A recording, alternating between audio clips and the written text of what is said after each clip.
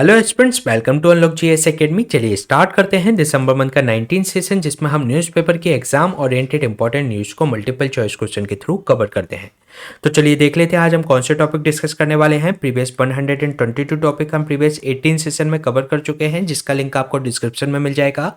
आज हम चर्चा करेंगे डिलिमिटेशन कमीशन के बारे में। देन हम जानेंगे peace agreement with Zeliangrong united front के बारे में। नेग्लेरिया फोलेरी किससे संबंधित है, चर्चा करेंगे इसके बारे में। साथ ही साथ धनु यात्रा फेस्टिवल के बारे में डिस्कस करेंगे। रामप्पा टेम्पल के बारे में भी डिस्कस करेंगे और जानेंगे ब्राजीलिया डिक्लेरेशन किससे संबंधित है। स्टे सेफ ऑनलाइन कैंपेन किस मिनिस्ट्री के द्वारा रिलीज किया गया है, जानेंगे इसके बारे में। एक स्पीसीज नीलगिरी ताहर के बारे में डिस्कस करेंगे। साथ ही साथ लैंड सब्सिडेंस इन जोशीमठ के बारे में जानेंगे। और एक फेस्टिवल समाका सलामा जात्रा किस स्टेट से संबंधित है, जानेंगे इसके बारे में।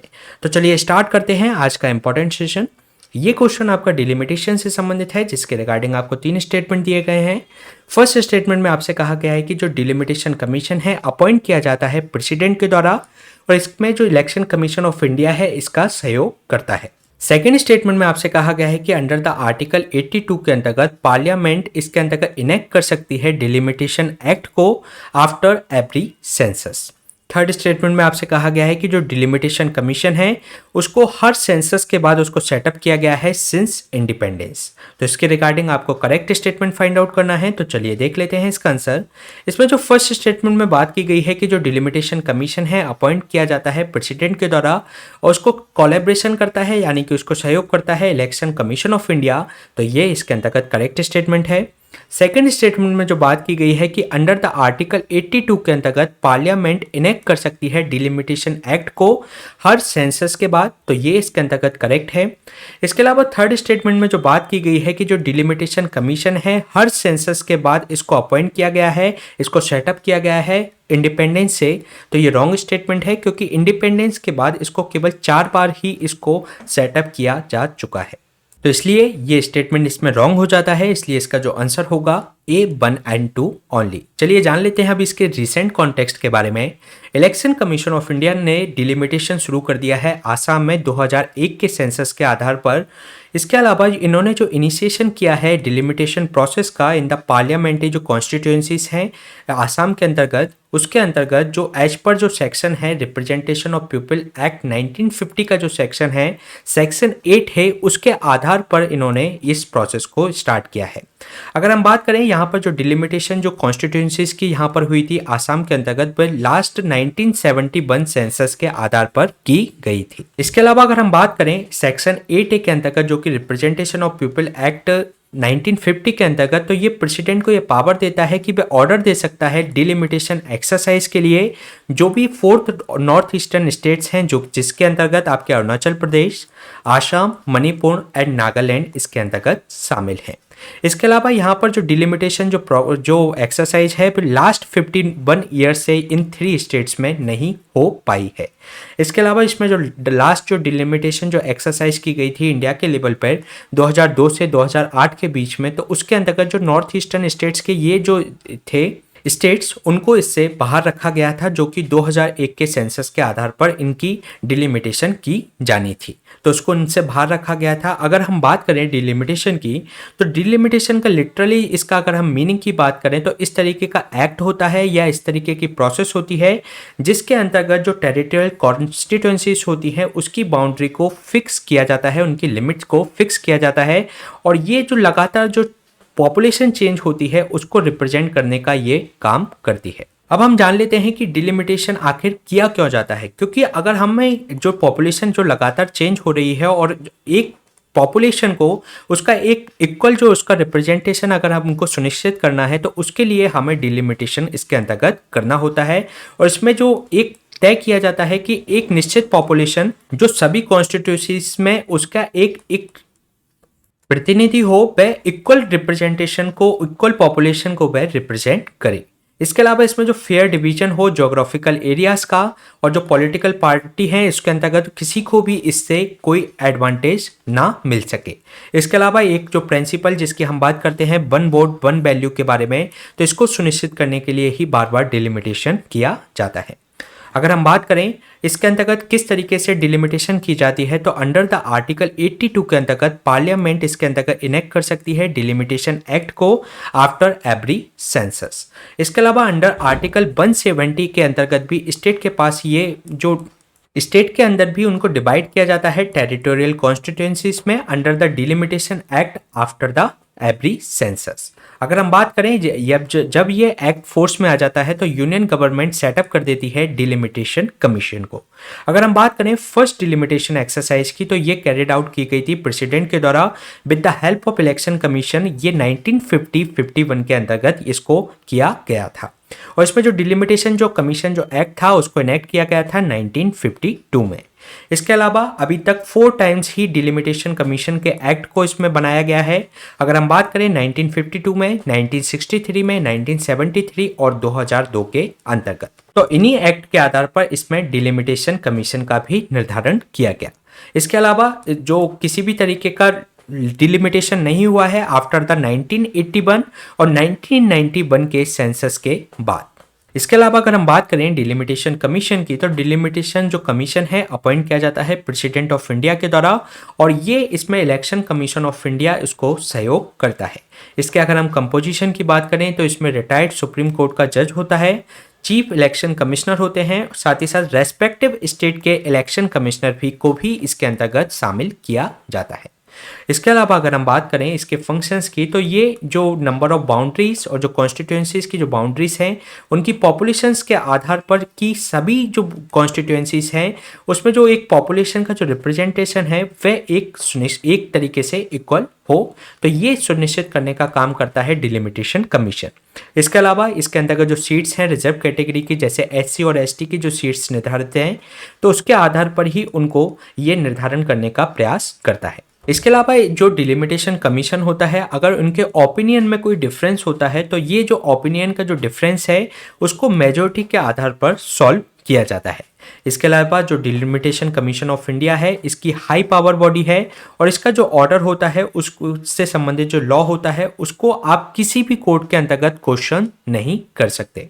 इसके अलावा इसमें हर सेंसस के बाद डिलिमिटेशन क्यों नहीं कर पाए हैं उसके बारे में अगर हम बात करें तो डिलिमिटेशन के संग में कुछ प्रॉब्लम्स हैं। इसके अंतर्गत साउथ के जो स्टेट्स हैं जिन्होंने पॉपुलेशन कंट्रोल करने के लिए एक बेहतर काम किया और बेहतर प्रयास किया जिसके कारण से जो साउथ की पॉपुलेशन में हमें कमी देखने को मिलती है, तो उस तरीके के वर्क करने के कारण उन स्टेट्स का आर्ग्यूमेंट ये रहता है कि जो अगर पॉपुलेशन के आधार पर इस तरीके से फिर से डिलिमिटेशन किया जाएगा तो उनका जो रिप्रेजेंटेशन है साउथ के स्टेट्स का वह कम हो जाएगा और उनकी जो साउथ के जो रिप्रेजेंटेशन की जो सीट्स हैं वह रिड्यूस हो सकती हैं, जिसके कारण से जो उन्होंने बेहतर काम किया पॉपुलेशन कंट्रोल के लिए तो उसके लिए उनको पुरस्कार देने की अपेक्षा उनको एक तरीके से ये दंड दिया जा रहा है।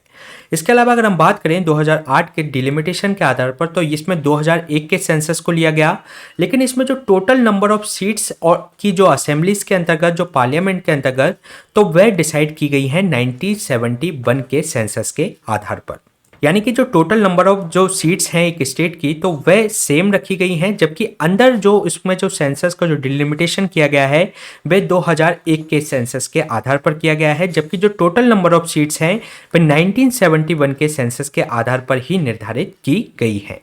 इसके अलावा अगर हम कॉन्स्टिट्यूशन की बात करें तो इसमें जो नंबर ऑफ लोकसभा और राज्यसभा की जो सीट्स हैं उस पर मैक्सिमम जो कैप लगा रखी है कॉन्स्टिट्यूशन के आधार पर वह है लोकसभा में 550 और राज्यसभा के अंतर्गत ये 250 इसके अंतर्गत ये मैक्सिमम लिमिट है सीटों की, जिसके कारण से हो क्या रहा है कि लगातार पॉपुलेशन बढ़ने के कारण जो एक रिप्रेजेंटेशन होना चाहिए तो एक सीट पर जो पॉपुलेशन का जो रिप्रेजेंटेशन है वह उसके अंतर्गत पॉपुलेशन लगातार बढ़ती जा रही है और एक सिंगल जो रिप्रेजेंटेटिव है वह अधिक पॉपुलेशन को रिप्रेजेंट कर रहा है जो प्रीवियसली जितना पॉपुलेशन को वह रिप्रेजेंट करता था उसकी अपेक्षा में।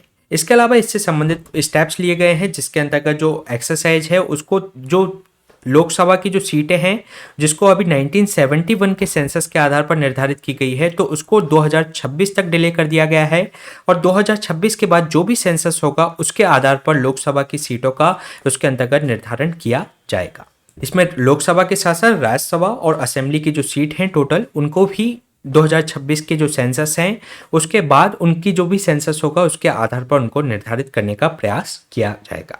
तो ये हमने बात की डिलिमिटेशन के बारे में। चलिए चलते हैं नेक्स्ट क्वेश्चन पे। नेक्स्ट क्वेश्चन है आपका, रिसेंटली यूनियन गवर्नमेंट ने किस स्टेट गवर्नमेंट के साथ पीस एग्रीमेंट साइन किया है जालियान ग्रांड यूनाइटेड फ्रंट के साथ मिलकर? तो इसमें आपको बताना है कि अभी जालियान ग्रांड यूनाइटेड फ्रंट के साथ मिलकर जो यूनियन गवर्नमेंट ने किस स्टेट गवर्नमेंट के साथ पीस एग्रीमेंट साइन किया है। तो इसमें आपके सामने 4 ऑप्शन दिए गए हैं, नागालैंड, मणिपुर, आसाम या अरुणाचल प्रदेश। तो इसका जो आंसर है वह है आपका मणिपुर। मणिपुर के साथ मिलकर जालियान ग्रांड यूनाइटेड फ्रंट के साथ मिलकर एक पीस एग्रीमेंट साइन किया है यूनियन गवर्नमेंट ने। अगर हम बात करें यूनियन गवर्नमेंट के द्वारा मणिपुर गवर्नमेंट के साथ मिलकर पीस एग्रीमेंट साइन किया है।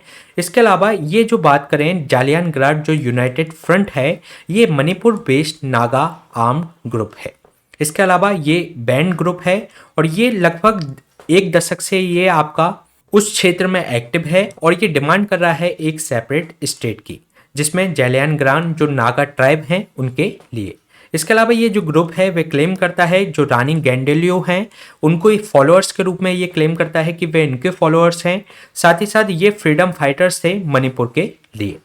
और अगर हम बात करें जो ग्रुप है ये एग्रीड कर गया है कि ये वायलेंस और जो पीसफुल जो डेमोक्रेटिक प्रोसेस के माध्यम से एक तरीके से ये अपना रास्ता चुनेगा। इसके अलावा जो एग्रीमेंट है ये प्रोवाइड कराता है इनके जो रिहेबिलिटेशन यानी कि उनके पुनर्वास और उनके रीसेटलमेंट्स के आर्म्ड कैडर्स के अंतर्गत। इसके बाद अगर हम बात करें रानी गैंडेलियो की, तो इनके जो जन्म हुआ था 1915 में इनका जन्म हुआ था और 1993 में इनकी मृत्यु हुई। जो नागा एक स्पिरिचुअल एंड पॉलिटिकल लीडर थी जिन्होंने ब्रिटिश रूल के खिलाफ इन्होंने अपना रिवॉल्ट किया था। इसके अलावा एट द एज ऑफ 13 के अंतर्गत उन्होंने हेराका रिलीजन को उन्होंने ज्वाइन किया था। अगर हम बात करें हेराका रिलीजन की, तो हेराका मूवमेंट था जो कि स्पिरिचुअल मूवमेंट था जो कि डेडिकेट था कि इनके जो एंशियंट जो नागा ट्राइबल जो रिलीजन है उसको रिवाइव करने के लिए। इसके अलावा ये लगातार ये इवॉल्व होता गया और जो पॉलिटिकल मूवमेंट बन गया जो कि ब्रिटिश के खिलाफ इन्होंने काफ़ी योगदान दिया मणिपुर की तरफ से। इसके अंतर्गत कई सारे जो जालियान ग्रांड जो ट्राइब हैं वह इसके अंतर्गत शामिल हैं। इसके अलावा ये जो आपकी रोंगमी, जैमी एंड जो लियांगमी जो ट्राइब्स हैं उन्हीं को मिलकर ये कहा जाता है जालियान ग्रांड ट्राइब्स। इसके अलावा अगर हम बात करें रानी गैंडेलियो की, तो ये आइडेंटिफाई किए गए थे इन्होंने पीपल्स का स्ट्रगल और इन्होंने जो वाइडर जो इंडियन फ्रीडम स्ट्रगल में इन्होंने पार्ट लिया और इसका जो नागा जो पीपल थे उनकी जो जर्नी थी फ्रीडम के रूप में को उन्होंने हिंसात्मक रूप से इस फ्रीडम मूवमेंट को लीड किया। इसके अलावा इनका जो हेराका जो मूवमेंट था इनके भाई जैलोनांग ने उसको शुरू किया था। और इसके अलावा यहाँ पर जो गांधी जी के जो मैसेज थे अहिंसा से संबंधित, तो उनको स्प्रेड करने का प्रयास रानी गैंडेलियो के द्वारा मणिपुर के अंदर किया गया। तो ये क्वेश्चन हमने डिस्कस किया एक पीस एग्रीमेंट से संबंधित। चलिए चलते हैं नेक्स्ट क्वेश्चन पे। नेक्स्ट क्वेश्चन है आपका नाइल्गेरिया फोलेरी से संबंधित, जिसके रिगार्डिंग आपको 3 स्टेटमेंट दिए गए हैं। फर्स्ट स्टेटमेंट में आपसे कहा गया है कि जो नाइल्गेरिया एक अमीबा है, एक सिंगल सेल्ड ऑर्गेनिज्म है और ये जो स्पीसीज है जिसको नाइल्गेरिया फोलेरी कहा जाता है और ये इन्फेक्ट कर सकता है एनिमल को केवल।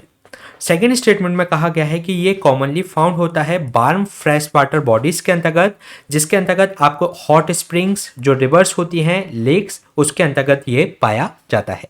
इसके अलावा थर्ड स्टेटमेंट में आपसे कहा गया है कि साइंटिस्ट इसके लिए कोई भी इफेक्टिव जो ट्रीटमेंट है अभी तक इसको खोज नहीं सके हैं। तो इसके बारे में आपको करेक्ट स्टेटमेंट फाइंड आउट करना है। तो चलिए देख लेते हैं इसका आंसर। इसमें जो फर्स्ट स्टेटमेंट में बात की गई है कि जो नाइल्गेरिया एक तरीके का अमेबा है जो कि सिंगल सेल्ड ऑर्गेनिज्म है और ये एक तरीके की स्पीसीज है जो कि नाइल्गेरिया फोलेरी कही जाती है और ये इन्फेक्ट कर सकती है एनिमल को केवल। तो ये रॉन्ग स्टेटमेंट है, ये आपकी ह्यूमन को इन्फेक्ट कर सकती है। तो ये इसके अंतर्गत रॉन्ग स्टेटमेंट है। सेकेंड स्टेटमेंट में जो बात की गई है कि ये कॉमनली फाउंड होती है वार्म फ्रेश वाटर बॉडीज के अंतर्गत, जिसमें आपकी हॉट स्प्रिंग्स हो सकती हैं, रिवर्स और लेक्स इसके अंतर्गत शामिल हो सकती हैं। तो ये इसके अंतर्गत करेक्ट है। थर्ड स्टेटमेंट में बात जो की गई है कि साइंटिस्ट के द्वारा अभी भी इसका कोई इफेक्टिव ट्रीटमेंट नहीं खोज सके हैं, तो ये भी इसके अंतर्गत करेक्ट है। इसलिए इसका जो आंसर हो जाएगा B2 and 3 ओनली। चलिए जान लेते हैं इसके बारे में। साउथ कोरिया में अभी रिपोर्ट किया गया है इसका फर्स्ट केस जो कि इन्फेक्ट हुआ है नाइल्गेरिया फोलेरी से।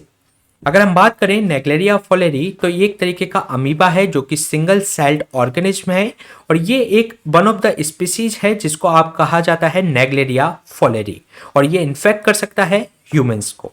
इसको फर्स्ट डिस्कवर्ड किया गया था ऑस्ट्रेलिया के अंतर्गत इन 1965 में और ये कॉमनली फाउंड होता है जो वार्म फ्रेश वाटर जो बॉडीज होती हैं उसके अंतर्गत।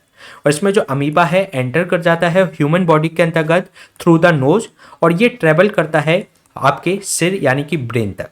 इसके अलावा ये डिस्ट्रॉय कर देता है ब्रेन के जो टिश्यू होते हैं और ये कारण बनता है डेंजरस इन्फेक्शन जिसको हम जानते हैं प्राइमरी एमेबिक मेनिंजो इंसेफ्लाइटिस के नाम से यानी कि पीएम के नाम से। साथ ही साथ साइंटिस्ट अभी तक इसका कोई इफेक्टिव ट्रीटमेंट इसमें अभी तक नहीं खोज सके हैं। तो ये हमने बात की नेग्लेरिया फ्लेरी से संबंधित। चलिए चलते हैं नेक्स्ट क्वेश्चन पे।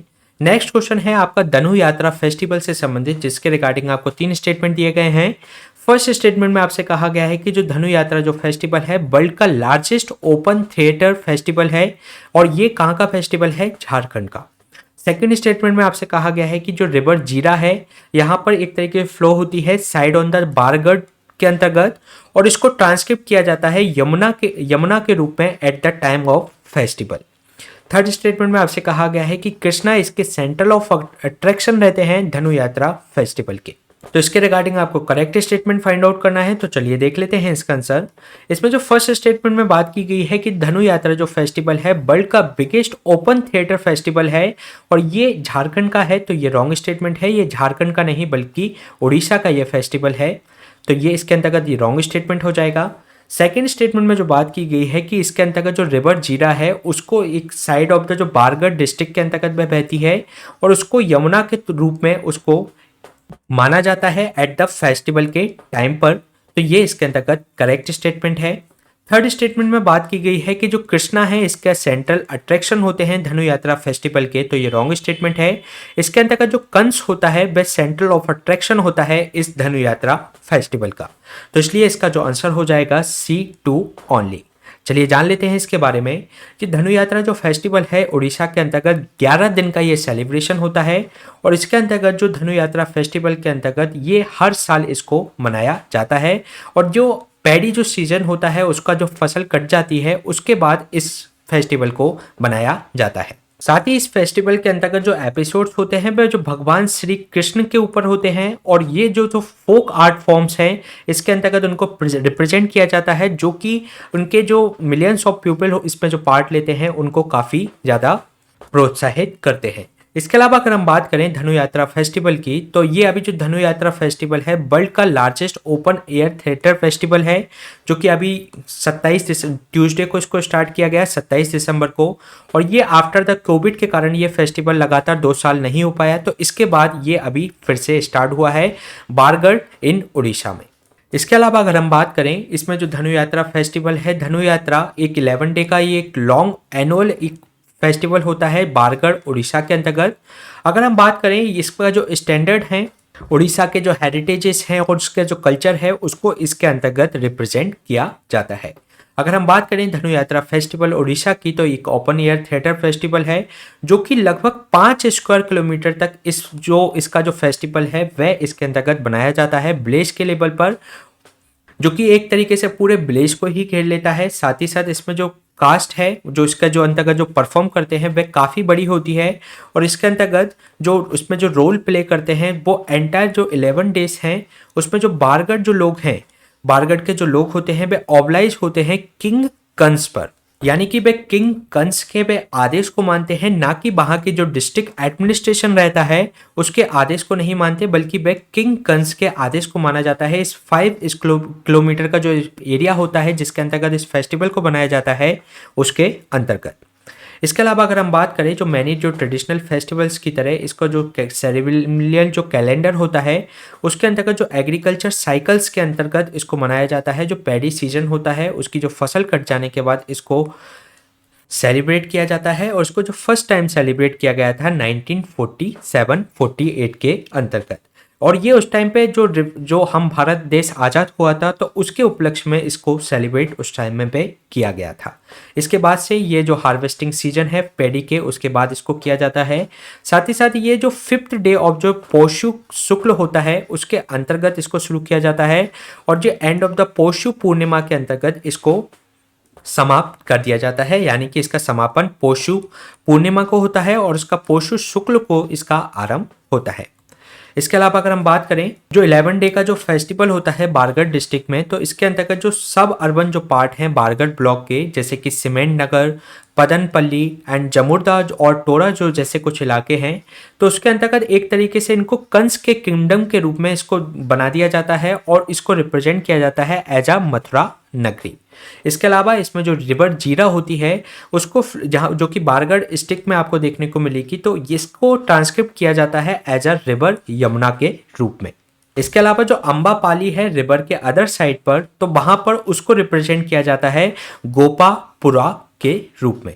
तो ये जो मथुरा नगरी है गोपापुरा है, एक तरीके से माइथोलॉजिकल जो नॉमेनक्लेचर है जो कि कृष्ण और कंस की जो कथा से संबंधित है, जो माइथोलॉजिकल जो कथा है उससे संबंधित है, तो उसको रिप्रेजेंट करने का प्रयास इस धनु यात्रा के फेस्टिवल के अंतर्गत किया जाता है। तो ये क्वेश्चन हमने डिस्कस किया धनु यात्रा फेस्टिवल से संबंधित। चलिए चलते हैं नेक्स्ट क्वेश्चन पे। नेक्स्ट क्वेश्चन है आपका रामप्पा टेम्पल से संबंधित, जिसके रिगार्डिंग आपको 3 स्टेटमेंट दिए गए हैं। फर्स्ट स्टेटमेंट में आपसे कहा गया है कि जो रुद्रेश्वरा है जिसको हम 1000 पिलर टेम्पल के रूप में भी जानते हैं, जो रामप्पा टेम्पल है एक तरीके का ये सैप टेम्पल है। सेकेंड स्टेटमेंट में आपसे कहा गया है कि इसको बिल्ड किया गया था रामप्पा, जो कि स्कल्पचर था यहाँ का, और जो कि ये काकतीय पीरियड के अंतर्गत जो रूरल थे इसके अंतर्गत रुद्रदेवा और रेचल रुद्रा के अंतर्गत इसको बनाया गया था। थर्ड स्टेटमेंट में आपसे कहा गया है कि इसका जो पिरामिडल जो विमान है जो कि हॉरिजॉन्टल शेप में आपको देखने को मिलता है, तो ये एक तरीके से लाइट वेट है और अंदर से ये खोखला है, उस तरीके की ब्रिक्स से ही ये बना हुआ है। तो इसके अंतर्गत आपको करेक्ट स्टेटमेंट फाइंड आउट करना है। तो चलिए देख लेते हैं इसका आंसर। इसमें जो फर्स्ट स्टेटमेंट में बात की गई है कि रुद्रेश्वरा, जिसको आप पॉपुलरली उसको आप 1000 पिलर टेम्पल के रूप में जानते हैं, जिसके अंतर्गत ये आपका एक तरीके का सैप टेम्पल है, तो ये इसके अंतर्गत करेक्ट है। इसके अलावा सेकंड स्टेटमेंट में जो बात की गई है, इसको बिल्ड किया गया था रामप्पा के द्वारा, जो इसका जो स्कल्पचर था वह रामप्पा था, उसी के नाम पर इस टेम्पल का नाम पड़ा है। तो इसको और जो काकतीय पीरियड के अंतर्गत इसको बनवाया गया था, और उसके समय के जो रूलर्स थे वह थे आपके रुद्रदेवा और रेचलरा रुद्रा, तो ये भी इसके अंतर्गत करेक्ट है। थर्ड स्टेटमेंट में जो बात की गई है कि जो पिरामिडिकल जो विमान है इसके अंतर्गत उसको जो हॉरिजॉन्टल शेप का जो टावर है वह लाइट वेट है और वो पोरस ब्रिक्स से वह बना हुआ है, यानी कि खोखली जो ईंटें होती हैं उसके द्वारा उसका निर्माण किया गया है, तो ये भी इसके अंतर्गत करेक्ट है। इसलिए इसका जो आंसर हो जाएगा C1, 2 एंड 3। चलिए देख लेते हैं इसके बारे में। भारत के राष्ट्रपति के द्वारा जो भद्राचलम है और रुद्रेश्वर जो टेम्पल है जिसको हम रामप्पा के नाम से जानते हैं तेलंगाना में, तो प्रसाद स्कीम के तहत उसका फाउंडेशन स्टोन यहाँ पर रखा गया है। अगर हम बात करें प्रसाद स्कीम की, तो इसका पूरा नाम है Pilgrim rejuvenation and spiritual heritage augmentation drive, यानी कि इसको जो लॉन्च किया गया था 2014-15 में इसको लॉन्च किया गया था, और इसका जो उद्देश्य है कि जो इंटीग्रल जो इंफ्रास्ट्रक्चर डेवलपमेंट करना, जो भी हमारे तीर्थ स्थान है, जो पिलग्रिमेज जो स्थान है, साथ ही साथ उसको हेरिटेज टूरिज्म डेस्टिनेशन के रूप में कंट्री के अंतर्गत उसका विकास करना। तो इसी के अंतर्गत प्रसाद स्कीम के अंतर्गत भद्राचलम में और रुद्रेश्वर टेम्पल के में प्रेसिडेंट के द्वारा इसका फाउंडेशन स्टोन रखा गया है।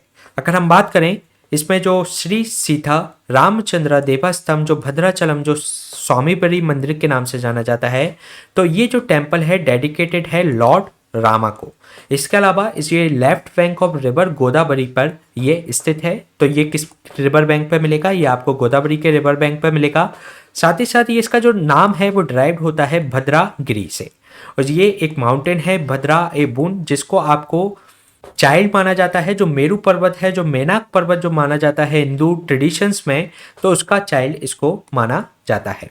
इसके अलावा ये जो बिल्ड किया गया था 17th सेंचुरी के अंतर्गत इसको बनवाया गया था, और इसका जो एक तरीके से इसका जो सिग्निफिकेंस है रामायण एरा से इसको जोड़कर देखा जाता है। इसका जो क्लोज अगर हम बात करें, जो पारनाशाला इसके अंतर्गत जो विलेज है जो कि दंडकारण्य जो फॉरेस्ट के अंतर्गत आता है, जिसमें रावण के द्वारा जो सीता माता का जो अपहरण किया गया था, तो वह यहीं पर आपको देखने को मिलेगा। उसका नाम है पार्सनाला विलेज। इसके अलावा इसमें जो डॉक्यूमेंटेड है कि यहाँ पर जो रिकंस्ट्रक्ट किया गया था कंचरेला गोपाना को, इसको वापस से रिकंस्ट्रक्ट किया था कंचरेला गोपाना के द्वारा, और इसको जिसको नाम से जाना जाता है भद्राचलम रामदासु, एक रेवेन्यू ऑफिसर था, तहसीलदार था, और इसका जो अंडर द जो राइम था वह था अब्दुल हसन कुतुब शाह के अंतर्गत ये काम करता था, जो कि गोलकोंडा का सुल्तान था। तो इसका नाम जो भद्राचलम जो स्वामी बरी के नाम से जो हम जानते हैं, तो इसको जो रिकंस्ट्रक्ट कराया था कंचरेला गोपाना के द्वारा, जिसको भद्राचाला रामदासु रेवेन्यू ऑफिसर के रूप में जानते थे, तो उसके नाम पर इसका नाम पड़ा है। इसके अलावा अगर हम बात करें रामप्पा टेम्पल की, रुद्रेश्वर रामप्पा टेम्पल की, तो रुद्रेश्वर ये आपका पॉपुलरली आपको 1000 पिलर टेम्पल के रूप में भी जाना जाता है, साथ ही साथ रामप्पा टेम्पल के रूप में भी ये जाना जाता है। और ये जो शिवा जो टेम्पल है और ये डेडिकेटेड है रामलिंगेश्वरा स्वामी को। अगर हम बात करें, ये बिल्ड किया गया था रामप्पा के द्वारा और इसी के नाम पर इस टेम्पल का नाम पड़ा है। ये इसका स्कल्पचर था और ये जो काकतीय पीरियड था 1123 से 1323 के बीच में, तो उनके जो रूलर्स थे रुद्रदेवा रैचल और रुद्रा के अंतर्गत इसके संरक्षण में इसको बनवाया गया था। इसके अलावा 2021 में यूनेस्को की जो वर्ल्ड हेरिटेज जो लिस्ट है, कल्चरल हेरिटेज में इस रामप्पा मंदिर को शामिल कर लिया गया। अगर हम बात करें हमारे इंडिया के अंतर्गत जो यूनेस्को के जो वर्ल्ड हेरिटेज जो लिस्ट है, उसके अंतर्गत 40 इसके अंतर्गत साइट्स शामिल है, जिसमें से अभी जो 39वें नंबर पर रामप्पा टेम्पल को शामिल किया गया, साथ ही साथ 40 नंबर पर धौलावीरा को भी शामिल किया गया है। इसके अलावा इसका जो सैंडस्टोन जो टेम्पल है एक तरीके से डिस्टिंक्ट स्टाइल है और इसमें जो टेक्नोलॉजी और जो डेकोरेशन इसमें यूज किया गया है वह काकतीय वर्ड्स में हमें देखने को मिलता है। जैसे कि इसमें जो डेकोरेट किया गया है इसकी बीम को, इसके पिलर्स को, इसकी कार्व जो ग्रेनाइट और डोलेराइट से इसको वहाँ पर सजाया गया है, इसकी बीम और पिलर को।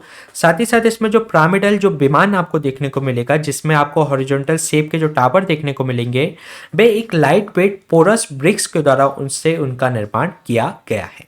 और इन्हीं पिलर्स के कारण ये आपको 1000 पिलर टेम्पल के रूप में भी ये जाना जाता है। तो ये क्वेश्चन हमने डिस्कस किया रामप्पा टेम्पल से संबंधित। चलिए चलते हैं नेक्स्ट क्वेश्चन पे। नेक्स्ट क्वेश्चन आपसे ये पूछा गया है कि जो ब्राजीलिया डिक्लेरेशन है ये किस मुद्दे से संबंधित है। क्या ये ई वेस्ट मैनेजमेंट से संबंधित है, या बायोडाइवर्सिटी मैनेजमेंट से संबंधित है, क्लाइमेट चेंज से संबंधित है, या रोड सेफ्टी से संबंधित है।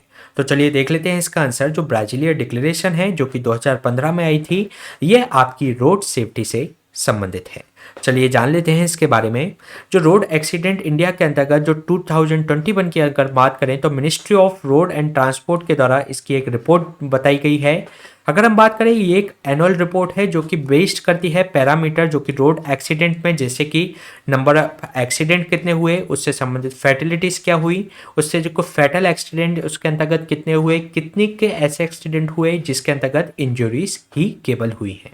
तो इसके अगर हम हाइलाइट्स की बात करें तो जो रोड एक्सीडेंट है वे डिक्रीज हुए हैं 8.1%, और जो इंजरीज हैं वे भी डिक्रीज हुई हैं 14.8% इन द 2021 अगर हम कंपेयर करें 2019 से। तो इसके अलावा जो फैटिलिटीज़ हैं जो कि मृत्यु है उसके अंतर्गत जो रोड एक्सीडेंट के अंतर्गत वे इंक्रीज हुई हैं 1.9% इन 2021 अगर हम काउंट करें 2019 से। तो इसके अलावा 2020 की बात करें तो ये एक तरीके से अनप्रेसिडेंटेड इसके अंतर्गत डिक्रीज आया था, क्योंकि लॉकडाउन हुआ था 2020 में, तो इसके कारण से रोड एक्सीडेंट में काफ़ी कमी आई थी। इसके अलावा उत्तर प्रदेश सबसे ज़्यादा जो लार्जेस्ट शेयर है फैटिलिटीज़ के अंतर्गत 13.8%, और इसके बाद तमिलनाडु का स्थान आता है 10% के साथ। इसके अलावा अगर हम बात करें इनिशिएटिव क्या लिए गए हैं रोड सेफ्टी से संबंधित, तो रोड सेफ्टी प्रोग्राम चलाया जा रहा है जो कि फंडेड है वर्ल्ड बैंक के द्वारा, और इसमें कैपेसिटी बिल्डिंग की जाती है राज्यों की। साथ ही साथ अगर हम बात करें इंटीग्रेटेड रोड एक्सीडेंट डेटाबेस है, एक तरीके का ये सिस्टम है जो कि एनालिसिस करता है रोड एक्सीडेंट को, उनसे संबंधित डेटा को, जिससे कि रोड सेफ्टी को इंक्रीज किया जा सके। इसके अलावा नेशनल रोड सेफ्टी बोर्ड है, अंडर द मोटर व्हीकल जो अमेंडमेंट एक्ट लेकर आए थे 2019 में, उसके अंतर्गत नेशनल रोड सेफ्टी बोर्ड भी बनाया गया है। और एक स्कीम है, scheme for district driving training centres, जिसके अंतर्गत ड्राइविंग को प्रमोट करने का प्रयास किया जाता है।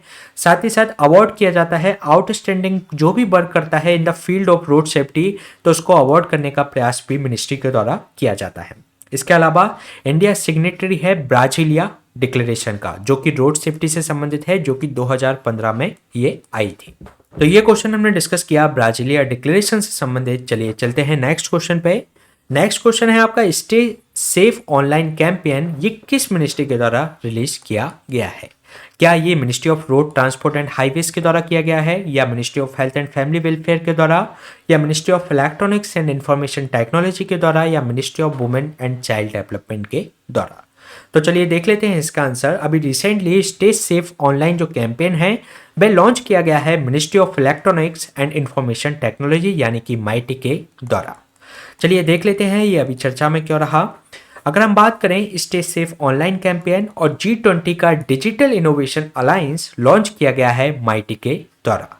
जो ministry of electronics and information and technology है, एक नोडल एजेंसी है G20 के जो डिजिटल इकोनॉमिक जो वर्किंग ग्रुप है उसके अंतर्गत।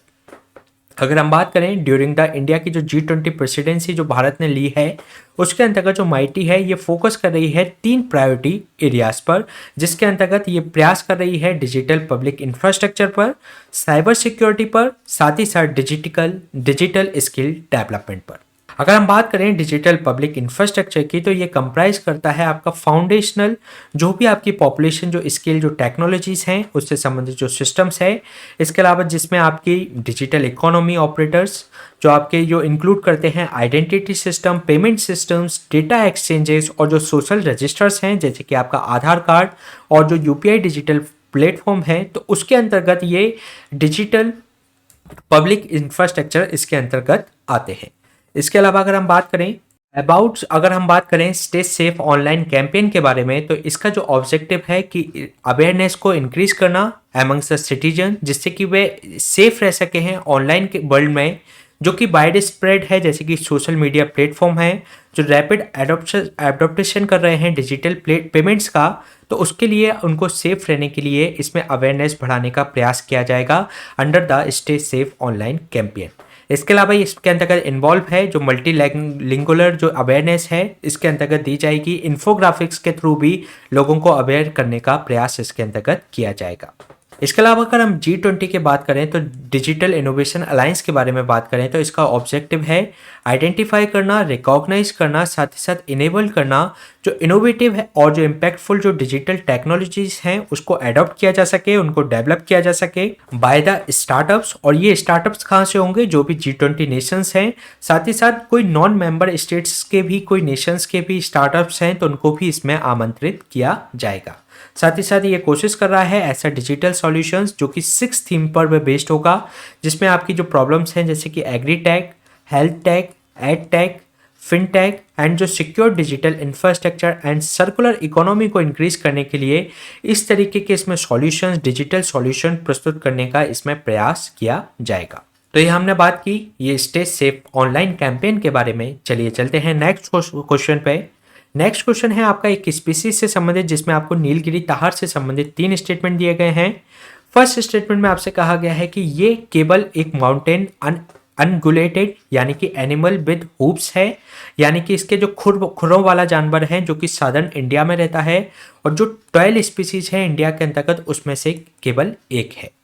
सेकेंड स्टेटमेंट में कहा गया है कि ये स्टेट एनिमल है केरला का। थर्ड स्टेटमेंट में आपसे कहा गया है कि ये एंडेमिक है वेस्टर्न घाट्स का, और इसको लोकली हम बात करें तो इसको बेरियाडू के नाम से जाना जाता है। तो इसके रिगार्डिंग आपको करेक्ट स्टेटमेंट फाइंड आउट करना है। तो चलिए देख लेते हैं इसका आंसर। इसमें जो फर्स्ट स्टेटमेंट में बात की गई है कि ये ओनली माउंटेन अनगुलेट है, यानी कि ये आपका एनिमल विद हूप्स है जिसके खुरों वाला जानवर है जो कि सदर्न इंडिया में पाया जाता है, और ये पूरे देश में जो 12 स्पीसीज पाई जाती हैं खुरों वाली, तो उनमें से ये एक है। तो ये इसके अंतर्गत करेक्ट स्टेटमेंट है।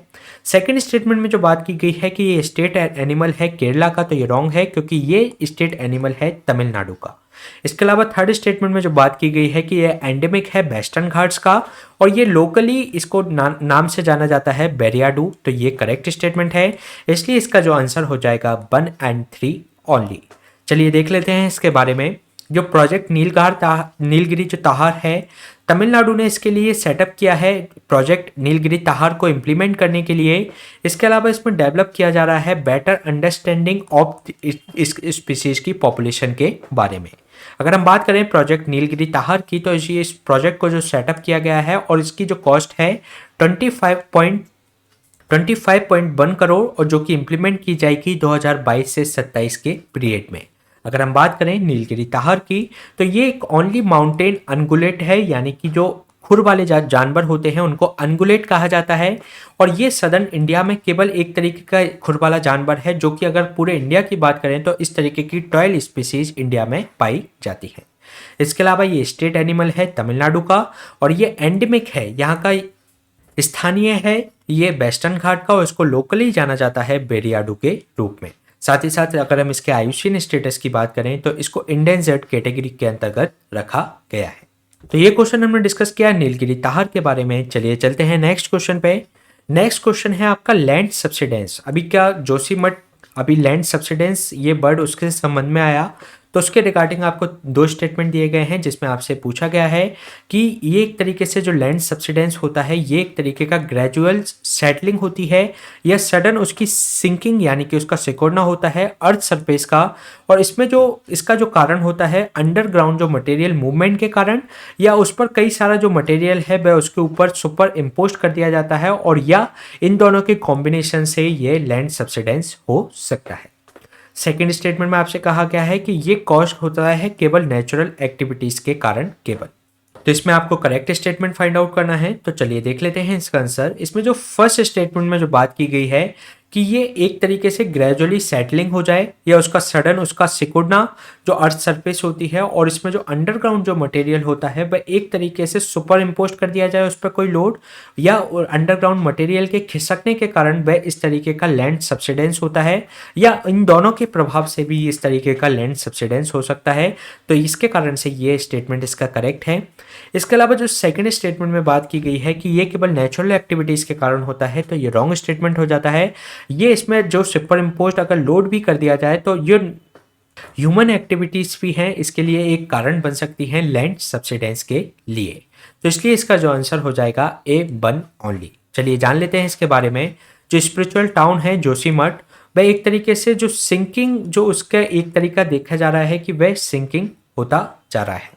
इसके अंतर्गत जो एक्सपर्ट पैनल इसके अंतर्गत जो बनाया गया था उत्तराखंड गवर्नमेंट के द्वारा, तो उसके जो ग्राउंड सब्सिडेंस की उन्होंने बात की, जो कि इनका जो इंड्यूस स्ट्रक्चर है वह जोशीमठ के अंतर्गत डिफेक्टिव देखा गया।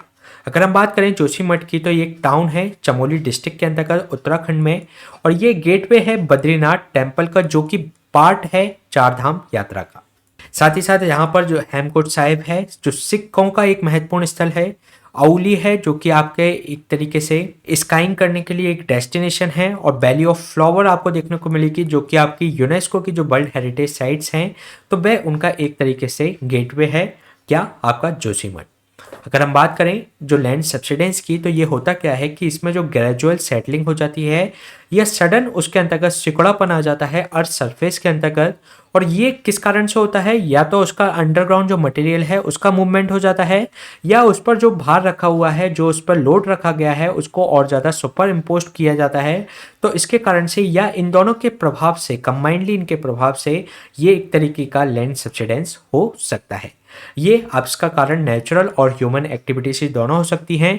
इसके अलावा ये डैमेज कर सकता है बिल्डिंग्स, जो सीवर लाइंस हैं, जो स्टॉर्म ड्रेनेजेस हैं, ब्रिजेस हैं, हाईवेज हैं, उनको डैमेज कर सकता है। साथ ही साथ ये एक्सीडेंट हो सकता है इससे और जो पीपल की लाइफ को भी इससे खतरा बन सकता है। इसके अलावा अगर हम बात करें जोशीमठ में इस लैंड सब्सिडेंस का कारण क्या है, तो अनस्टेबल इसकी फाउंडेशन का होना इस टाउन की वह इसका एक कारण है। साथ ही साथ इसमें जो एक तरीके से ऑल जो लैंडस्लाइड जो जोन था उस पर यह स्थित है। साथ ही साथ इसकी जो क्लोज इसकी नज़दीकी है वह मेजर जो टेक्टोनिक जो डिसकंटिन्यूटीज है उसके पास देखने को मिलती है। साथ ही साथ ये सिचुएटेड है मिडिल स्लोप जो कि जो हिल बाउंड है, जो आपकी कर्मनाशा जो रिवर है और जो धकनाला जो इसके अंतर्गत आपको स्ट्रीम देखने को मिलेंगी विद दौलीगंगा और अलकनंदा रिवर के साथ, तो ये भी इसको एक तरीके से वल्नरेबल बनाती है। साथ ही साथ यहाँ पर जो एंथ्रोपोजेनिक जो मानवीय गतिविधियों का जो प्रेशर लगातार बढ़ता जा रहा है, डैम्स बढ़ते जा रहे हैं, न्यूमरस लगातार होम्स और रिसॉर्ट्स बनाए जा रहे हैं, फुटबॉल, साथ ही साथ इसके जो फुटफॉल है वहाँ पर एक तरीके से उसकी जो कैरिंग कैपेसिटी है वह लगातार कम उसको बढ़ाने का प्रयास किया जा रहा है। तो इस तरीके के उसके कारण से ये लगातार इसमें कारण बनता जा रहा है इसके लैंड सब्सिडेंस का। तो ये क्वेश्चन हमने डिस्कस किया लैंड सब्सिडेंस पर। चलिए चलते हैं नेक्स्ट क्वेश्चन पे। नेक्स्ट क्वेश्चन है आपका समाका सरलामा यात्रा से संबंधित, जिसके रिगार्डिंग आपको 2 स्टेटमेंट दिए गए हैं। फर्स्ट स्टेटमेंट में आपसे कहा गया है कि जो समाका सरलामा यात्रा है, जिसको मेदाराम यात्रा के नाम से भी जाना जाता है, ये एनुअल ट्राइबल फेस्टिवल है और ये सेलिब्रेट किया जाता है स्टेट ऑफ उड़ीसा में। सेकंड स्टेटमेंट में कहा गया है कि इसको सेलिब्रेट किया जाता है कोया ट्राइब्स के द्वारा। तो इसके रिगार्डिंग आपको करेक्ट स्टेटमेंट फाइंड आउट करना है। तो चलिए देख लेते हैं इसका आंसर। इसमें जो फर्स्ट स्टेटमेंट में बात की गई है कि जो समाका सरलामा है, एक सरलामा यात्रा है, इसको मेदाराम यात्रा के रूप में भी जाना जाता है और ये एक एनुअल ट्राइबल फेस्टिवल है जो कि सेलिब्रेट किया जाता है स्टेट ऑफ उड़ीसा। तो ये रॉन्ग स्टेटमेंट है क्योंकि ये स्टेट ऑफ तेलंगाना के अंतर्गत बनाया जाता है। इसके अलावा ये एक एनुअल फेस्टिवल ना होकर बाइनियल होता है, यानी कि दो ही बार से ये फेस्टिवल होता है। तो ये इसके अंतर्गत रॉन्ग स्टेटमेंट है। इसके अलावा जो सेकंड स्टेटमेंट में बात की गई है कि ये जो सेलिब्रेट किया जाता है कोया ट्राइब के द्वारा, तो ये इसके अंतर्गत करेक्ट है, इसलिए इसका जो आंसर हो जाएगा B2 ओनली। चलिए जान लेते हैं इसके बारे में। जो समाका सरलामा जो यात्रा है, इसको मेदाराम यात्रा के रूप में भी जाना जाता है। ये बाइनियल है, यानी कि 2 वार्षिक रूप से इसको मनाया जाता है। एक ट्राइबल फेस्टिवल है जो कि सेलिब्रेट किया जाता है, ये ध्यान रखिएगा, ये तेलंगाना के अंतर्गत ये सेलिब्रेट किया जाता है। इसके अलावा इसमें जो कमेमोरेट किया जाता है, जो कि आपकी एक तरीके से देखो समाका और जो सरलामा जो थी माँ और बेटी थी, जिन्होंने उस समय की जो काकतीय डायनेस्टी थी उस समय पे अकाल पड़ने के कारण भी, सूखा पड़ने के कारण भी उन्होंने कर लेना बंद नहीं किया था। तो उनके विरोध में इन दोनों ने आंदोलन छेड़ा था। तो उन्हीं को याद करते हुए एक समाका सरलामा यात्रा फेस्टिवल बनाया जाता है, जिसमें समाका उनकी माँ थी और सरलामा उसकी बेटी थी। इसके अलावा ये सेकंड लार्जेस्ट फेयर है इंडिया का आफ्टर द कुंभ मेला, और ये सेलिब्रेट किया जाता है सेकंड लार्जेस्ट जो ट्राइबल कम्युनिटी है तेलंगाना की, कोया ट्राइब के द्वारा। अगर हम कोया की बात करें तो कोया एक वॉरियर ट्राइब है जो कि इनहेबिटेड है ईस्टर्न घाट पे आपको देखने को मिलेगी, और ये आपके कई राज्यों में जैसे कि उड़ीसा, छत्तीसगढ़ और तेलंगाना में आपको देखने को मिलेगी। इसके अलावा ये अपने कार्यों के रूप में ये शिफ्टिंग कल्टीवेशन यानी कि झूम खेती और जो ट्रेडिशनल इनके जो लाइवलीहुड है इनको ये परफॉर्म करते हैं। तो ये क्वेश्चन हमने डिस्कस किया समाका सरलामा यात्रा से संबंधित। इसी तरीके के सेशन हम आपके बीच में लाते रहेंगे, प्लीज स्टे ट्यून्ड। साथ ही साथ आप हमसे इस टेलीग्राम चैनल से भी जुड़ सकते हैं। Thank you.